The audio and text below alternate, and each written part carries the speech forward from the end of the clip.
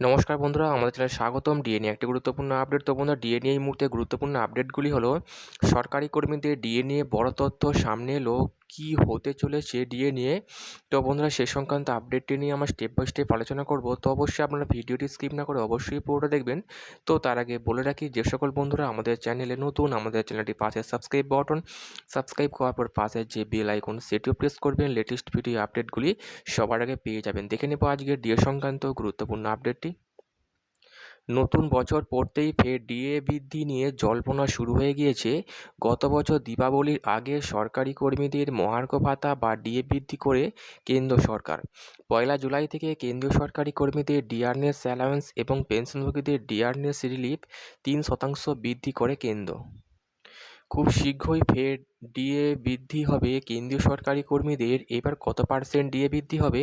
কেন্দ্রীয় সরকারি কর্মীদের মহার্ঘ ভাতা অল ইন্ডিয়া কনজিউমার প্রাইস ইন্ডেক্সের গড়ের ওপর ভিত্তি করে হিসাব করা হয়। ডিএ বৃদ্ধির ফর্মুলা হলো এখানে দেওয়া আছে বন্ধুরা, অবশ্যই দেখে নেবেন। এই সূত্রেই ডিএ বৃদ্ধি করা হয়ে থাকে। একাধিক রিপোর্ট অনুযায়ী গত অক্টোবর মাস পর্যন্ত all India consumer price index বৃদ্ধি পেয়ে 144.5-তে পৌঁছেছে। নভেম্বর এবং ডিসেম্বর মাসে তথ্য সামনে এসছে। শ্রম মন্ত্রকের প্রকাশিত এই সংক্রান্ত পরিসংখ্যান অনুযায়ী নভেম্বরে এআইসিপিআই অপরিবর্তিত থেকেছে, অর্থাৎ 144.5, অর্থাৎ ডিএ বেড়ে 55.54% হওয়া উচিত। বর্তমানে 53% হারে ডিএ পাচ্ছেন কেন্দ্রীয় সরকারি কর্মীরা। এবারে ডিএ বেড়ে 56% হতে পারে।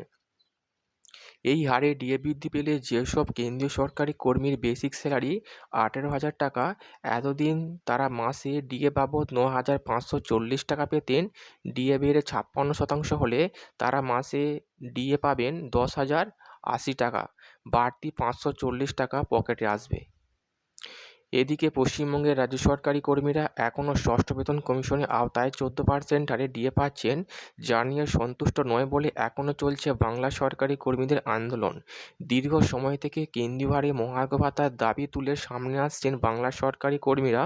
যদিও সরকার তাদের দাবিতে মান্যতা দেয়নি, বর্তমানে হাইকোর্ট পেরিয়ে সুপ্রিম কোর্টে জল গড়িয়েছে ডিএ মামলার, তবে বারংবার পিছিয়ে যাচ্ছে ডিএ মামলার শুনানি।